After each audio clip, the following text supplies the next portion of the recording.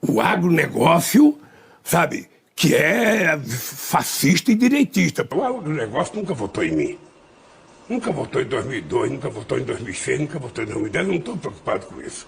O agronegócio, sabe, que é fascista e direitista. O agro não é fascista não, Lula, que você vem falando por aí. O agro é a coisa fantástica no Brasil.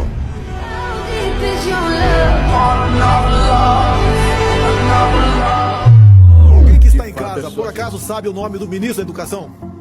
Sabe o nome do ministro da Saúde? Da Ciência e Tecnologia? Não, sabe por quê? São pessoas insignificantes que são colocados lá para trabalhar para o partido político. O único que pode romper essa barreira, o establishment, a máquina, o sistema, é Jair Bolsonaro. Porque nós temos moral e honestidade para cumprir essa missão.